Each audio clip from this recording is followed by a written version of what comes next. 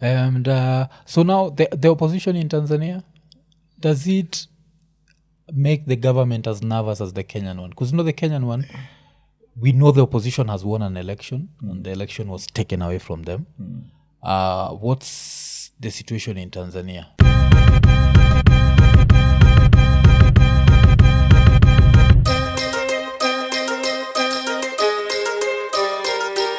Because the next thing that I wanted to ask was like, we see you in the protests like last week. So the question is, after all this time, did you end up becoming also a Kenyan citizen, or is there a dual Kenyan Tanzanian, or what happens? No, we don't have. So, Or you're so, just I mean, it's not. Look, I mean, even the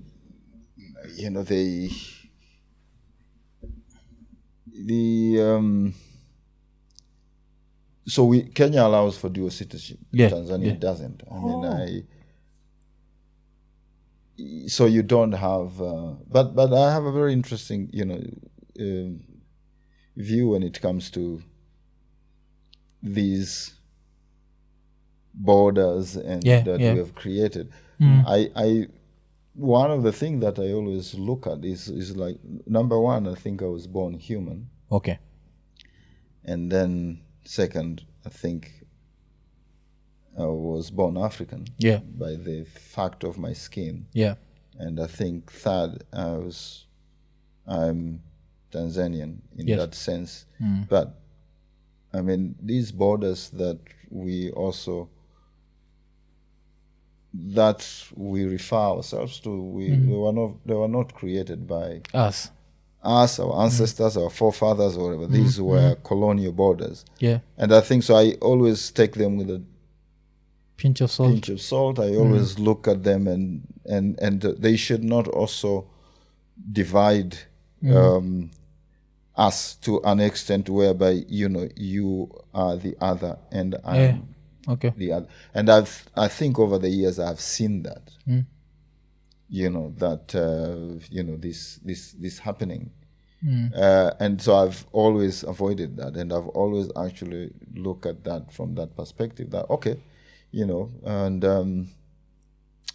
this idea that I'm this and I'm that, it is fine, but it should not actually cloud us, that that it bring these bridges that I've seen that happening throughout the world, where even here, as we have the East African Federation, you have this, you cannot work here, you cannot have this here, you cannot do this here, you are this and you are that.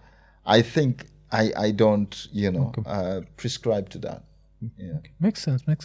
Because talking of Tanzania, I have to ask, when you left Nation, like one of the things that when Nation did not renew your contract, there were two versions of the story. One story was it's because you'd drawn Kikwete.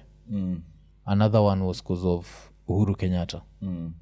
So what was the reason? It was a little bit of both, but largely, so I did a very, a controversial drawing that had the East African band in Tanzania for almost a year, which did cost the nation a lot of money. But at the same time, there was a lot of pressure from the Uhuru Ruto government. The press was having a lot of, and there were, quite a number of characters that were very undesirable as far as they were concerned. So there were targets. So there a lot of pressure was from here, rather, that, and about my work and what I do, because you can remember during the whole ICC saga, would draw them with, those iron balls and chains. I remember that. I don't think they were very happy about that. Written ICC, yes. And so I think they that put a lot of pressure on the press and not only Nation. I think the media houses in general. And so that what happened, and so I became partly a victim of that, whereby they had to figure out how to how do we sort out this issue. So with the East African drawing, is you draw Kikwete, and then the next thing is you people cannot sell newspapers in Tanzania anymore. Well, they I think that was, by the way, it was even public. I mean, that drawing, the government reacted, was very unhappy with it, and they said, well, they used some subterfuges to say, you have demeaned the president and things like that, to ban the newspaper from the East African from being Sold in Tanzania. So yeah. Okay. And so, because if you had to ask me, I thought Kikwete was more, in quotes, stronger than Magufuli, because I felt like Magufuli would be. So did you ever draw Magufuli, and was that ever sold in Tanzania? No. I don't think there's a president that I've never drawn. No, for Tanzania, because of course Tanzania, for Kenya, yes. Yeah. They've all. I've drawn Magufuli, because I knew you used to draw him with this big forehead. Yeah, I've drawn him as terribly as I did with Kikwete. But of course he was a different character anyway, and of course he was much more dictatorial than Kikwete. I mean, I called Magufuli. I mean, I think there's a politician who carved this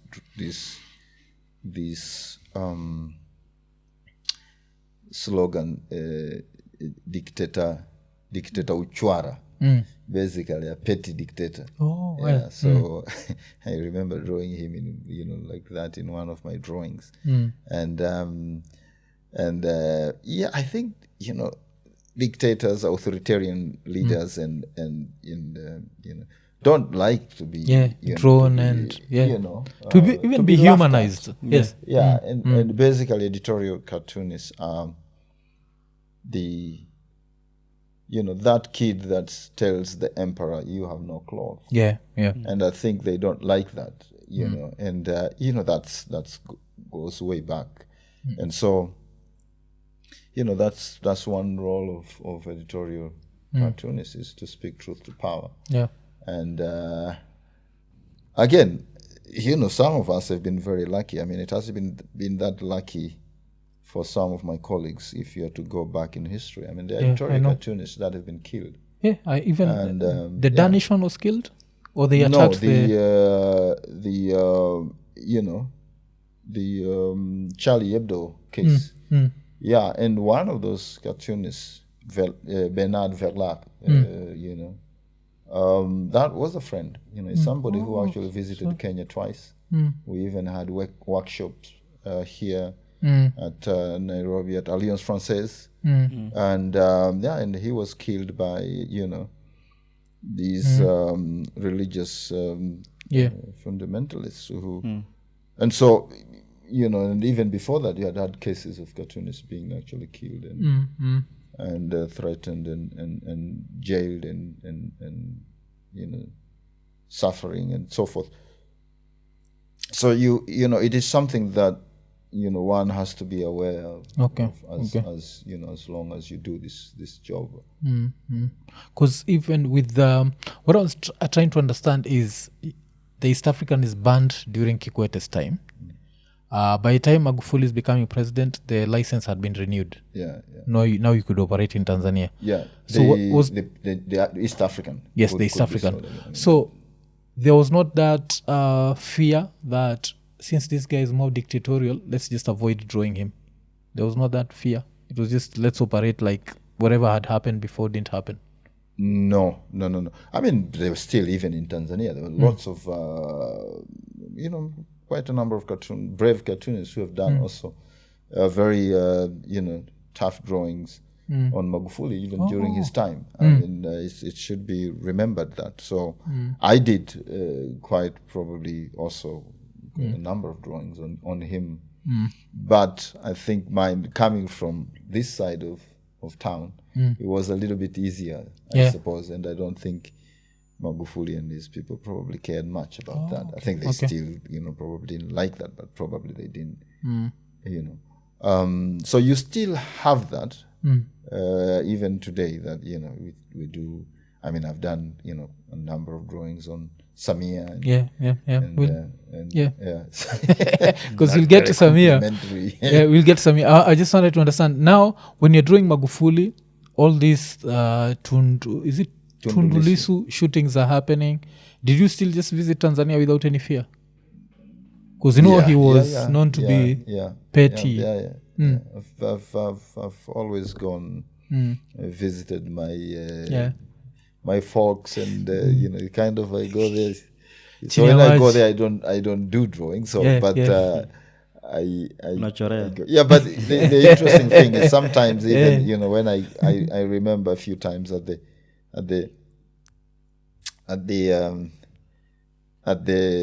airport, at Dar Airport. I mean, I remember, I think one of the immigration officers stamping my passport and said, welcome home, GADO. It's like, okay, I didn't know that, so it's, but I think, all has been well so far.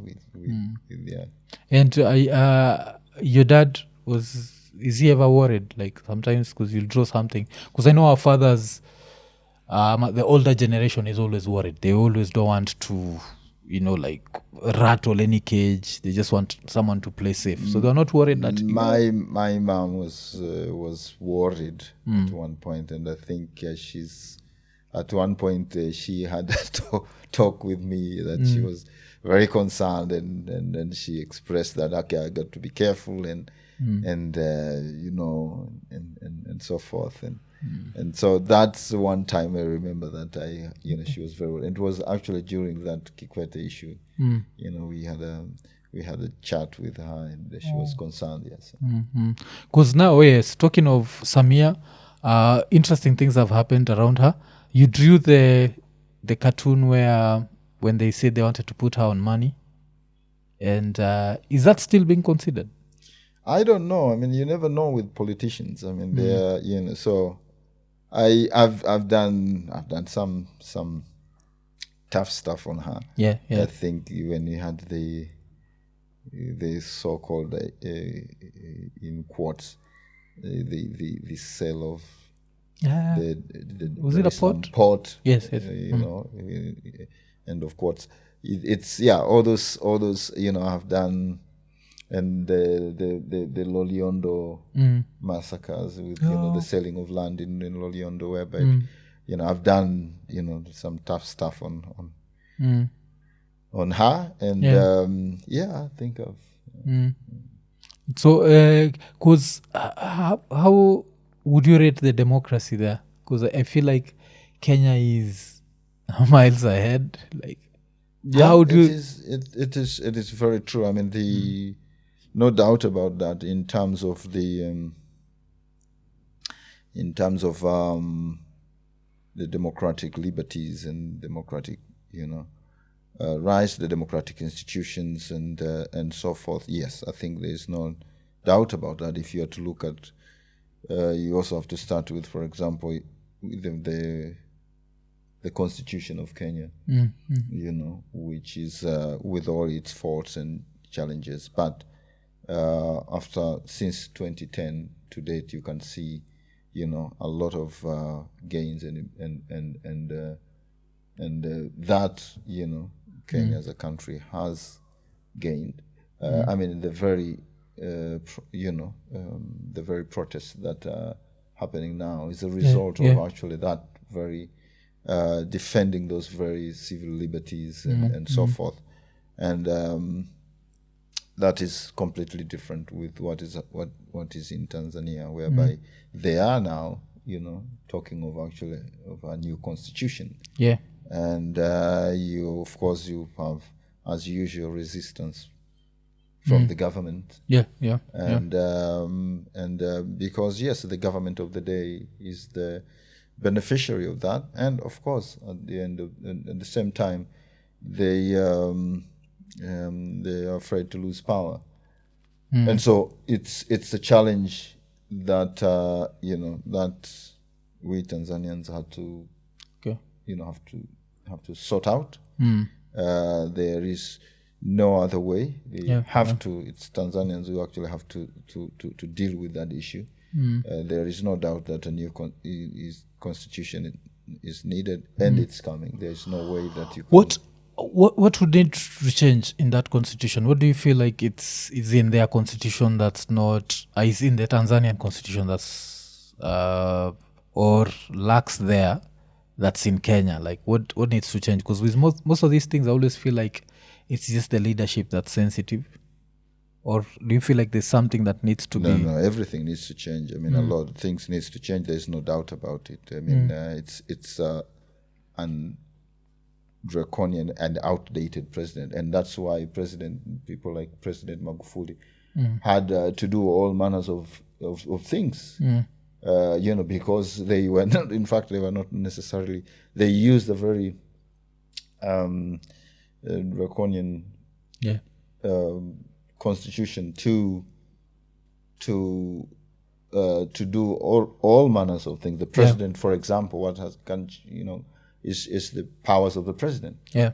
The president with the Tanzanian constitution is a demigod. I mean, he can decide all manner of things. He appoints all manners of things, and that is a problem. He is the one who would appoint, district, regional commissioners, all these people, regional directors, and so forth, and things like that.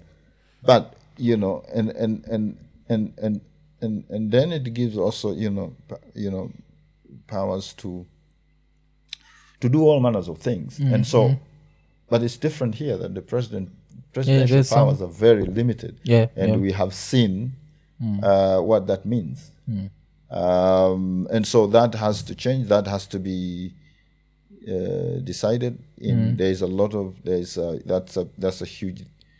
There's a huge discussion now in Tanzania about all these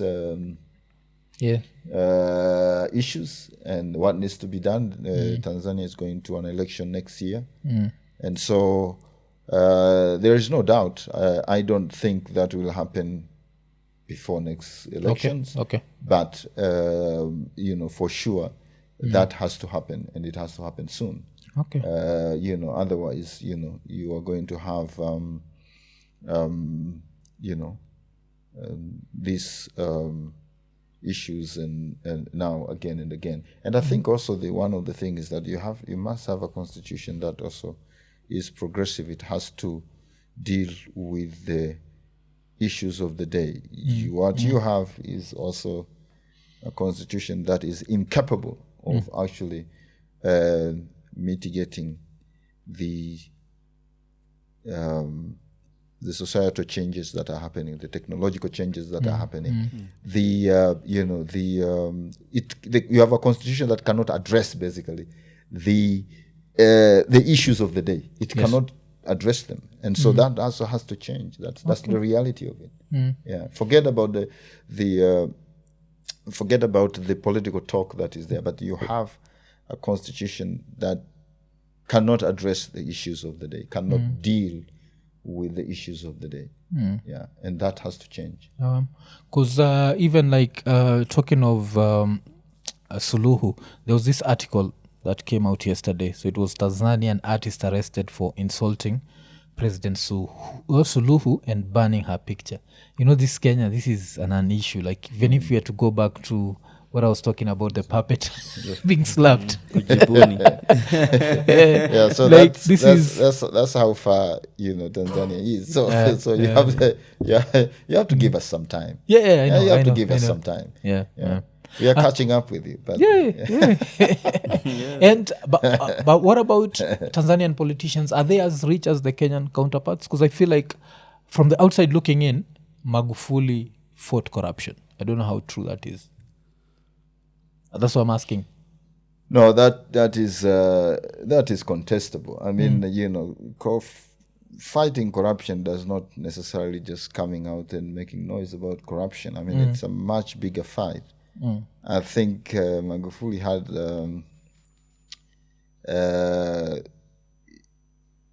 good intentions, Yeah. I believe, but you know, the road to hell is paved with all manners of good intentions. So I think I don't.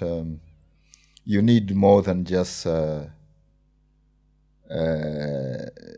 one man to fight corruption. You need to change institutions. You need to change culture. You need to involve, the public, and it's also a long-term goal. I think that's very important.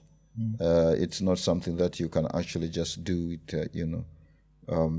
to tomorrow. Yeah. So I think that is also important, and that's why we're talking about, having a new constitution. I mean, in Kenya, the people, even with the new constitution, people are fighting. You have massive corruption. Yeah. And I'm not saying the new, of course, the new constitution is not, are. There's just not the goodwill to fight corruption. Exactly. Is not So there. there has to be goodwill there. You have to change the culture, and also you have also to empower the public and so forth. So all these things are some of the things that the political leadership has to accept and do. And so, but I think if anything is to go by, I think the young people in Kenya have shown that there is hope. Yeah. And yes, and actually this is a long journey, but there is hope. Yeah. And there's this story, I don't know if I followed up on it. During Magufuli's time, was it the head of TRA that had been thrown to prison or something? Was it the head of the Tanzania Revenue Authority? Was it that? Who was there? He threw quite a number of people in prison unfairly. Majority of them unfairly, because you can't actually just throw people in jail. You must actually bring them to. You have to bring them to court to bring them to jail. You cannot actually just grab people and then just throw them into jail. And I think during his time, that's what used to happen. What happened. He throw a lot of people in jail. He sacked a lot of people, and because of actually, again, as we said, having too much power. Exactly, presidential.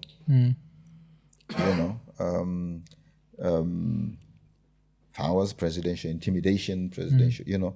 So running a country has to be more than that. Yeah, I think it has, and that's why we are talking about. We are talking about having a new constitution that reflects the will of the people. Oh, okay. And so now the opposition in Tanzania, does it make the government as nervous as the Kenyan one? Because the Kenyan one, we know the opposition has won an election and the election was taken away from them. What's the situation in Tanzania? Is it just that they always lose, or is it the same thing? They win, it's taken away from them, but then Tanzanians don't have that Kenyan spirit of the streets. Let's go to the streets. So one also has to understand. I mean, we have said before, I mean, you'll have to also to look at the historical context here. Tanzania comes from a very different background in terms of its history and so forth. However, you cannot actually, if you are to be fair to the opposition, is that you cannot actually have free and you cannot say for a fact that these elections, for example, the previous elections in Tanzania, outrightly that the CCM won. Because these elections were not necessarily free and fair. I remember. You don't have it's not a fair fight. So we have also to give credit to the opposition for even actually trying. Even up to today, they are still there. I mean, you have the fact of the matter is that it was never a fair fight. You have an electoral body that is actually compromised. It is actually you have the government setting the agenda. You have the government banning the opposition. You have all manners of things. It's simply just like Kenya in the 90s, 80s and 90s. Yes. And so if you start from that, then how can you say actually the government has won an election? Okay. I mean, so we have also to look at it from that perspective, that to begin with. How many seats were there in parliament? Because I remember I had during this last election where Magufuli was still alive, the opposition won like 2 seats only out of a very large... I think there were controversies because there were MPs that basically crossed over. But how do you cross over when actually you are elected on a different ticket? So those are the kind of things that you also need. For example, you don't have, there are people who have questioned the independence of judiciary in Tanzania. You people who have questioned the independence of certain institutions. All these issues are important. I mean, in Kenya, we have seen the fight to emasculate the judiciary. We have seen how that how the independence of judiciary is important, and other institutions. I mean, Even and right so now, forth. I mean, these are very important issues that also, So, for example, you also need these issues discussed in Tanzania, and of course even in Uganda, and because it's only when you have independent institutions, then you are going to see democracy functioning. It's only when you have proper rule of law when you see these things. But you need to have, for example, the way the head of these institutions are appointed, and so it's a long journey. And I think some of this you are trying to, the fruits of this. Even in Kenya, it's only now that we are seeing the fruits of some of this. But also Kenya, there are points where we are moving backwards, because I don't know who pointed this out. They pointed out, I don't know if it was Mohamed Welie, pointed out that the legislature in Moi's era was much more functional than the legislature in William Ruto's time, because that time people would question Moi in parliament. Right now we have a situation whereby anything that Ruto says goes. See, so I feel also like Kenya is still, we are getting there, but we have that.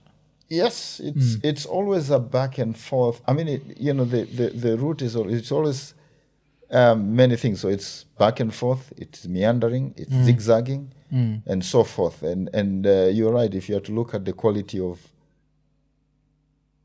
members of parliament here, it's actually it's shameful. There is no other word. It's just shameful to look at what members of parliament actually. I mean, these are members of parliament who actually passed a finance bill, and then the very next day they were, despite protests, and then the very next day they were clapping on the president, said, okay, we have to drop this. I mean, what was that? Psychopaths. So exactly. So if you look at the quality of MPs we have, these are people who are actually who are how do you describe them? These are spineless. Not only spineless, but there are people who actually have no clue of actually what is your role as an MP. As a legislator. Why are you an MP? Why were you elected? You have no people who have no clue, none whatsoever. So it's a challenge, and you can argue that, well, the people themselves put them there, but the people have woken up again and said, okay, no more. So it's again, as you said, it's a long journey. But again, the people have shown that there is hope. There is hope. And looking at East Africa, how bad is Uganda? If you're to, because I feel like Tanzania is better than Uganda, or what would you feel? Because when it comes to democracy-wise, Kenya will always be at the top because of freedom of expression. The democracy might be questionable, because in Kenya also, the incumbent always wins, except the one situation whereby we got rid of Moi. But since then, 2007, I always say that history will judge Kibaki harshly because of 2007. So, and then after that, we came to the realization that the incumbent always wins. If even right now, even with the amount of unpopularity that Ruto has, there's still that thing in our minds that can an incumbent actually lose. But now when we look at Uganda, we are like, damn, we are miles ahead. And I feel like even Tanzania would feel like Uganda is in the medieval ages of democracy. How would you put it? Well, it's difficult to, to have, I don't know, to have an index on, we need to have an East African index on that. Yeah. But sure, yeah, Uganda, they're in a much deeper trouble, if you have to ask me from my perspective. And yeah, because you can even argue that, basically, you have the army ruling over Uganda. I mean, in many respects. Yeah. And it's a difficult one to argue where, it was the, what direction Uganda is taking. And I remember a very good friend of mine who actually told me many, many years ago, he said, okay, Museveni will not leave power. It's only when he dies that or he said, well, if he's removed violently. And I disagreed with him, but I look back, I very much agree with him. I think you have a president that is not going to leave power there, literally over his dead body. Exactly. And he has actually said as much, in many occasions. But also you have to look at, we were talking about, other things, and you have to look at the constitution of democracy as a whole, and you see that, okay, well, probably, yes, Uganda is way behind. But the good thing is that, for me, is that in all these countries is that you have movements, you have people you pushing. you have people pushing, you have organizations that are working pretty hard to make sure that things are happening. You have individuals that have actually risked their lives, and they are to do as Gen Z would say, to do the Lord's work. So in many respects that gives me hope. Gives me hope in the region that it's not like even in countries like Uganda and Tanzania. I think there's plenty of hope. I see that all the time. I mean, if you have to look at the opposition in Tanzania and what is happening, that gives me hope that going forward, I think there is bound to be change. I mean, there is no other way. I mean, even in Uganda, there is no other way you can look at it. Okay, because even like when you are talking about Uganda, and you made me remember Bobby Wine and Besigye, it showed me there's a worse country, and that country, I don't know if you visited it, but Rwanda. No, Rwanda, because I feel like Rwanda now there's no hope. This is also a president who will have to just leave power when he's dead, or? Yes, so it's very, Rwanda is also very interesting. It's a very interesting democracy in quotes. Well, no. It's probably the completely the on the other side. Yes, probably. And yes, we can look at its history and what happened and all that. At the end of the day, the question still remains: what happens when Kagame leaves? I mean, so there has to be also, what will happen? And I think that is actually the bigger problem they're also having, or the country also is having. Yes, you have all these other things happening, but at the end of the day, you have, and probably have their worst record, democracy. If you look at the treatment of the journalists, if you have to look at Even the opposition girl, she's Diane Rwigara or something. The opposition treatment and so forth. Of course, you have all these good, very good image that is portrayed, and the things that have happened, and and which is all right, and fine. But at the end of the day, also it is also the bigger question is that what will happen when Kagame leaves? And it's important also to really it's also important to remember that, I mean, Rwanda is also part and parcel. Yeah, that's nice. Rwanda is also part and parcel of the East African community, right? And so, as a community, how are we going to work out this stuff? You have Kenya, where it is actually, way ahead. You have Tanzania following. You have all these other countries. So, how are we going to mitigate that if we are actually going to build a much stronger East African Federation? If we have actually our politics so disjointed, I mean, this is the question also that is always being avoided, and I think politicians would always run around and say, oh, each country must do its own thing and all that. But I don't agree to that. I think the region has to be, all these countries in the region have to be in step. Yeah, they have to have some. Exactly. And if we are actually to progress politically, economically, and so forth. So that is a question also, I think, that we need to look at. Because talking of that, we have now the 2027 elections coming up in Kenya. What do you feel, considering that there might not be a Raila on the ballot?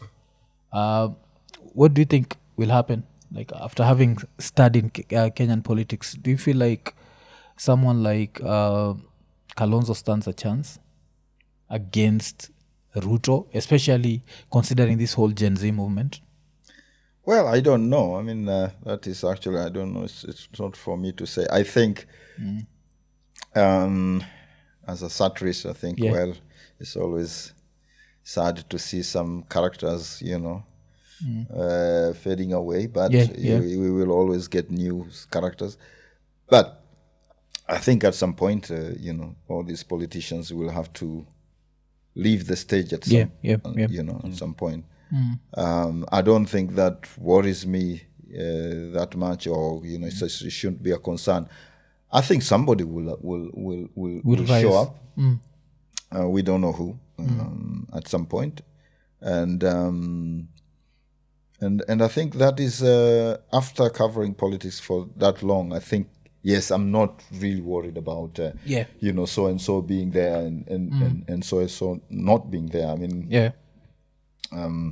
Raila has been on stage for all these years, and he has done what he has done, and just like the Gen Z movement, hopefully there will be other new players, crop of leaders that will actually take up the fight.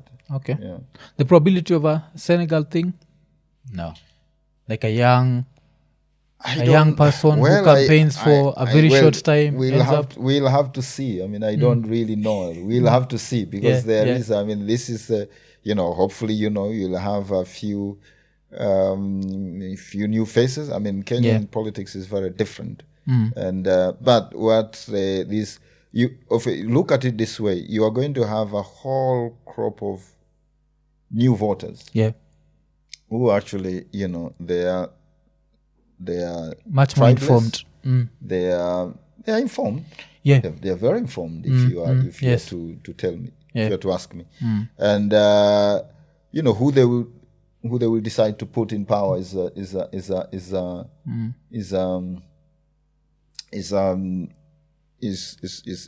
anybody's guess. I mean, yes, that we don't know yet, but we'll have definitely these momentous and very exciting times in Kenya, so to speak. Okay, and then let's rewind again, and go back to you're studying architecture and you just leave it. Do you miss it? Do you sometimes feel like, you know what? Yes, my life turned out perfectly, but still, I'd have wanted to draw a few houses. No. No. I didn't. I still, I didn't study.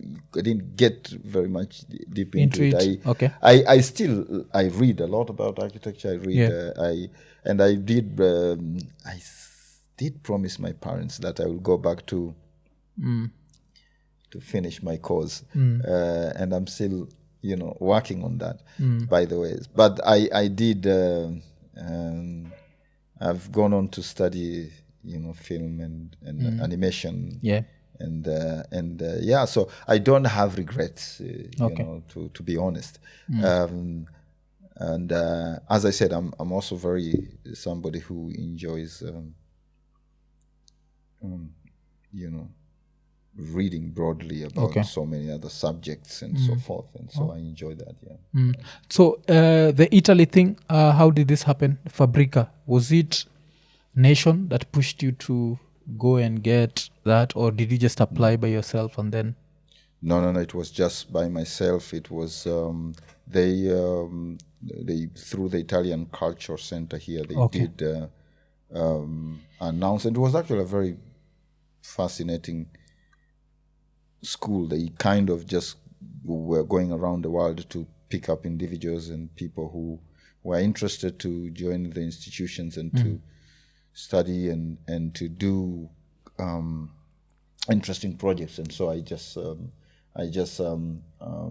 applied and I ended up spending a year studying in Italy, and then I got back after I actually took a sabbatical, leave without pay. Also, by that time you're not drawing for Nation? I didn't. So who took a break. Was drawing? I think I recommended a few names. I can't remember. Then I did, and I also did the same in 2000. So when you went to Vancouver Film School, and so it was the same thing, because I kind of felt, I need to take a break and get some knowledge and learn more about animation, which is also I'm passionate about it. And, so are you planning to maybe do some animation in the future? Because so far you've just been able to. So I've actually always been. I've worked on very smaller projects since then. And worked with animators here. I've trained animators here. I have and so forth. And of course, after I got back, I produced the XYZ show.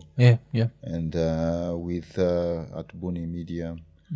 And so now I've actually taken some sort of a sabbatical. I'm doing a project on a graphic novel. So exactly. So So XYZ, how did this come up? Is it something you always wanted to do, and you're like, you know what, let's use puppets, let's not? How did this come up, XYZ? I thought of bringing editorial, cartoons on television, and so I thought, well, why not? And I was a big fan of the Spitting Image, which was the show that started it all in England, and Les Guignols in France. And so I was fortunate enough to visit Les Guignols in Paris, and I got to meet a few people. And when I got back here, I managed to send to with the French embassy here, I managed to put a pilot. I did a pilot, and then we spent probably about 7 years trying to get it done. Before we got it off the ground, by the way. And so finally we managed to get with my co-founder, Marie, Laura. We managed to get it together, and so we did and through Buni we did. I think by the time we done about 15 seasons. Okay. But the last 3 seasons I haven't been really involved. I've been just involved in names, but I think we have, other producers have come on board and to take on the matter and run with it. So because I heard those puppets were like part of the most expensive thing to do. Yes. Like they're very it's very expensive project. It's you need to build the puppets. You need to you need a bigger team. When we started, we had like 80 people working week in, week out, and then we reduced that when we became more efficient, and we became about 50. And by the time I think we stopped probably about 30 to 40, 30 to 40. I mean, you have writers and puppeteers, voice talents artists. You have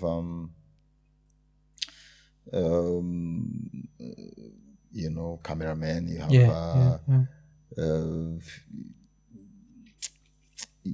set builders. You have to build sets. You have to, and so it's a huge undertaking. And then you have to produce it week in, week out. It's not an easy one. So you really have to be on top of things. According to you, which character's voice was the hardest to get? Because I have one in my mind, but I want to see which one, because you are involved. Which character did you feel like, which politician did you feel like this was hard to get someone to actually do it perfectly? Because of course Raila was done perfectly, but there was one where I felt like, hey, who is that? Watu struggle. No, that's why I want to hear you on your side.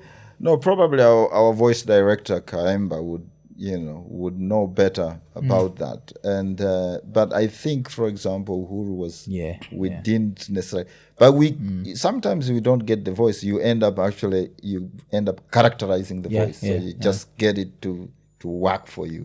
It's not the voice, but it is. I think that's what we did with Uhuru. It's not like because Ruto was perfect, of course. The rest were perfect. I mean, Atwoli and others, and so. And it's always difficult because you have to get the you have to get the, you see, it's about 3 acts together to work together. The writers who are writing, the voice talents, and then the puppeteer. So all those have to get it right. And so sometimes you miss, sometimes you get it right. But Uhuru, I think even with TikTok, I've only found one person, I don't even remember who, that has been able to do Uhuru's voice. I don't know, there's something about him that it's not unique, so it's really hard to do it because it's not unique. Because like Raila is unique, Ruto is unique. I don't know if there's that. Like right now, if Uhuru was speaking outside, yes, we'll know it's him, but it won't be. I don't know if that makes sense. I think but I think you're probably right. I think with us it was kind of we struggled with the voice talents that was doing Uhuru for some, but what we did is we just got to characterize that voice. And then probably the important thing is also you get to have writers that are very good at writing that. I mean, that happens with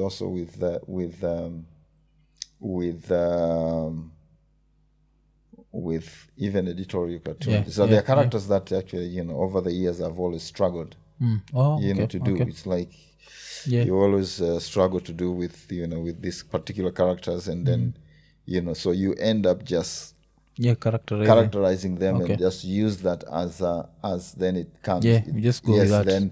Then or you use certain elements, so that becomes part of it. You don't draw them that well, but then that thing, it still stands out. It could be a rungu, it could be a golf stick, it could be a turban, and then that becomes And using Kef instead of Jeff Koinange, what was that intentional? Like, did you feel like he'd sue or? No, I think no. It wasn't that. I think we just needed a twist to it. And I think we were spoofing his voice. He knew, and I think I don't think he was kind enough to say, okay, that's okay. I don't think he did a couple of Yeah. you know, in the bench interviews with the XYZ guys. So Yeah. Okay. And when I was checking like the newspapers you've worked with, there was Japan Times. Japan, how does this work? yes, no. So what happens is that I've just those newspapers that have published my work. Yeah. Oh yeah. Yeah, so it's not necessarily Yeah. that So I've worked with. So what happens is that you would as an I would work with a syndicate organization.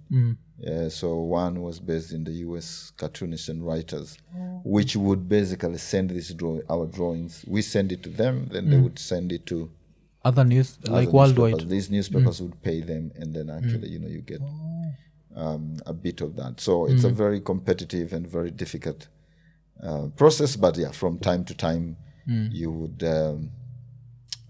your cartoon would be published here and there, and then with particular publications. I mean, we still do that, but it's a bit different these days. With you have very few have probably it has been cut down to probably one publication or two, so to speak. And Washington Times, do you remember like which one ended up there? No, I think a couple, probably not that many, by the way. Okay. It's a couple of drawings that I can't remember now that were published. Yeah, so those are the and there are people who are arguing that newspapers are on their deathbed. Do you feel the same? Like because of technology, technology has. Not yet. I don't think they're on their deathbed, and I don't wish newspapers to be on their deathbed. I know. Because I think that they're still, even traditional media, I think they have a big role to play even today and in the future, because they have the structures also to do a lot of good journalism. Yeah. To do good journalism is not easy, and I think people always forget that. It's easy to get this instant stuff and laugh and memes and so forth, but to do good journalism where you have to investigate, you have to do things, and you have to interview people, is a lot of work. And I think newspapers and other media houses have infrastructure and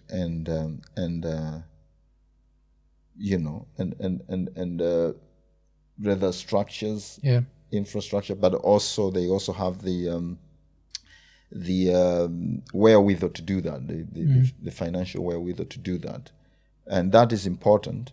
I think, of course, they have to restructure and sort of recalibrate to deal with these technological changes and things that are happening today. But I do believe that they still have an important role to play today in informing us, in educating us, and so forth. Okay. Yeah. So in 2022, why decide to leave Standard?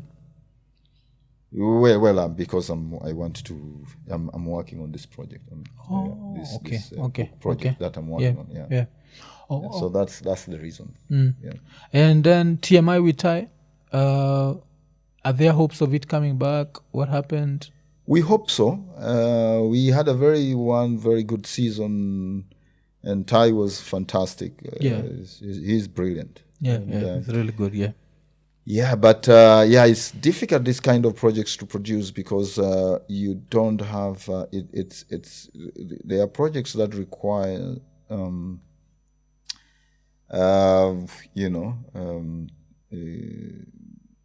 good investment money, and so it has been difficult probably to get advertising and to get people on board, but we are still working on it. We are still pushing, and I think definitely we would love to have TMI back, and it will be fantastic to have Ty on stage again.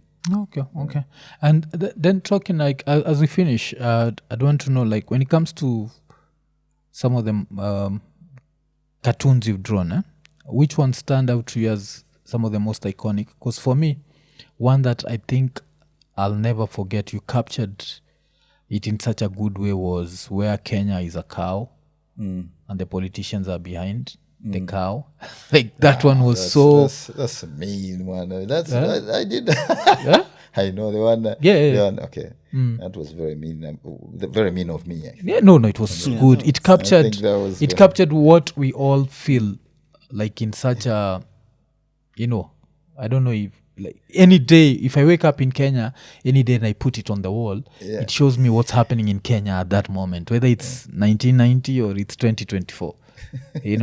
So those are some of the things that editorial cartoonists, cartoons can do. I mean, you can say things that actually probably, print, other mediums cannot. Yeah. And I think those are some of the drawings I look back and I say, wait, did I do that? It was never published. I think it was just online. Yeah.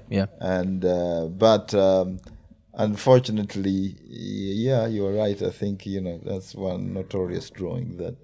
But I have many drawings that actually some of the drawings are not, some of my favorite are not actual, the favorites out there. But there are many. I think there's one I remember. I think the one I've seen also it being used on Ruto. Yeah. The one on Moi when the Moi left the office, where I say the person appearing here is not required to transact the business. I think that is memorable in the sense because of when I did it, I did just a day before. And my editor, I remember my editor said, okay, hold on, this cartoon, we'll do it exactly the day of the inauguration. And so it was spot on. I think that's one, but there are many more that Do you remember that day? Because I always say that it was such an iconic day. For him, he was 11 years old then when Moi was exiting. But for us, it was like, this guy is actually going. And then people are chanting, Yote Yawezekana. It was momentous. It was such a day. I mean, imagining. And I look back, I think also, I remember it in the sense fondly because you also, it happened in a very peaceful way and that is important, I think. We forget that. It was really peaceful. And I feel like it made Kenya believe in democracy to a certain level. Yeah. And I always say that democracy was, this is according to me, it was born in 2002, celebrated its birthday in 2005, referendum, and then died in 2007. And I feel like afterwards, there's always been the thing of, has this person actually won the elections? It's never been the same since 2007. There's always that doubt. Even right now, as Gen Z fight, everyone is like, reconstitute IBC, but please make sure the IBC is not just friendly to Ruto. There's always going to be that thing hovering over IBC. Yeah. Do you feel the same as, because of course you've drawn all these characters, the Kivuitus and the Chebukatis. I think I believe, and this is not my quote, I read this, I believe that democracy is always work in progress. I think that's the reality of it. I think Kenya is there's no other better place to explain that than Kenya. Okay. It's far from done. Yeah. But it's good to see these momentous, milestone now and then, and that always reaffirms that better days are ahead. So I think that is always something that is important. I think, as we have said, for example, there are things that Kenyans have fought for, decades. It's only now it has appeared that you cannot take those things away. And one of the things, of course, is always to remain, to be eternally vigilant. Yeah. I think that's important, and if that's that we can't be reminded enough about that, because you can look, just look at what is happening in the US, for example. I mean, even in the US, democracy is being threatened, and so these are things that you have to remember. You have to to guard the gains that have been gained over the years ferociously. It's very important because they can't be wiped away by politicians and people who take power. Oh, okay. And then with the protest, there was this one drawing that you did, and you had the cop with the big gun, and then the young Gen Z girl with the phone. Yeah. But the cop's your kirauni, it had like a skull. Yeah, that's If Ruto was to see this, what would you want him to understand it as? Because for me, the way I understood it was, you're basically saying these people are just out on the streets killing innocent people, like people who pose zero threat to them. One of the thing about editorial drawings is that they, and this one I've loved, they kind of, you do a drawing and they take their own persona. Yes. It's like they have their own interpretations. And I personally have always, said that, look, I have the copyright to my drawings, but I don't have the copyright to the interpretations. Okay. Unfortunately, that happens. Much as I would, as much as I would like to think. But what I just was demonstrating, or rather illustrating there, is the power of the fearlessness of the Gen Zs and the boldness to say, look, we have our phones, and that is our our democratic right. That is what we would use against you. And so but you are right in the sense that you can, it is also, it shows you the authority that your power of the gun will not deter us from actually doing what we are doing. And so I had this young lady there, and interesting, I've been actually just developing this character, just doodling and drawing strange characters, rather small characters of this a few days ago, just putting together very small drawings. And when this idea hit me, I actually, it hit me very late that day in the evening, and I said, no, I got to finish this.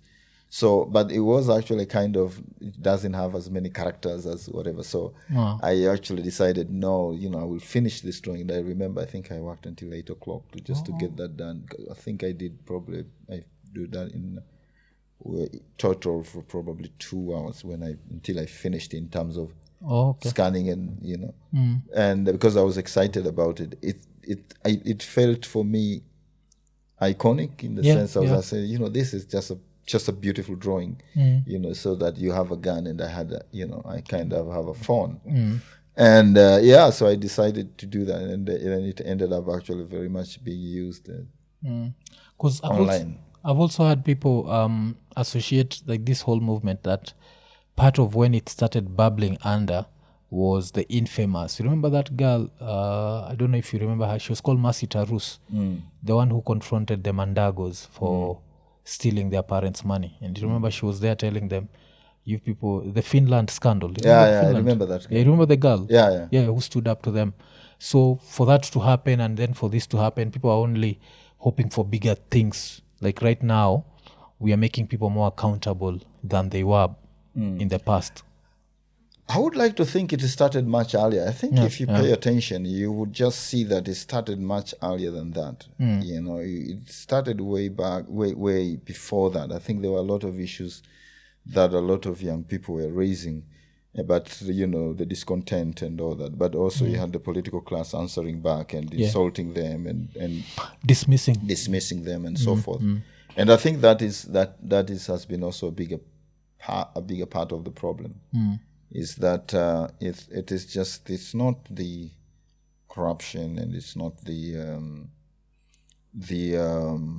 the dissatisfaction and the finance, but bad governance. It is also, the political attitude, the political attitudes, the political class, rubbing it,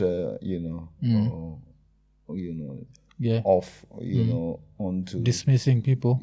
Yes, dismissing, this kids who have actually, they are, lots of them are very fair in their arguments. They are saying, okay, we don't have jobs, we have worked, but if you are to look, with this administration, what they've been actually doing and what they've been, saying, it's actually completely, the opposite. And so, and so, I think I would like to think it was, probably,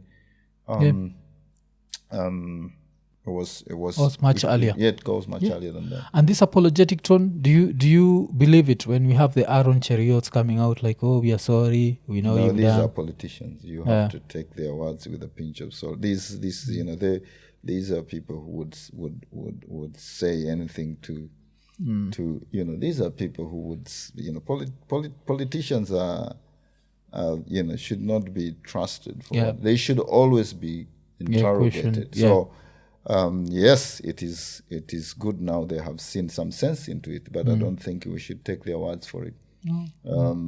As you said, these are the same people who voted the bill, and the very next day they were clapping. I mean, how is they are that? clowns. Yeah, so you have it's important that people remain vigilant in terms of what they're saying. Okay. So kile tunaweza sema tu ni asante sana. This has been like a very good journey. Like one of the most surprising things that I've heard from you is you saying that you felt like Moi and Kibaki had thicker skin than Uhuru and Ruto. I always felt maybe the opposite because these ones were old school, so they'd be like, but you're the one with the pen, well, the things that were happening in the background. That is no. That's why it's interesting. It's a very interesting insight. So imekuwa ni episode 327. Yeah. So vile si usemaga kama kawaida, like, subscribe, hit the notification button, tell a friend to tell a friend. Tukimalizia 327 tukisema Iko Nini.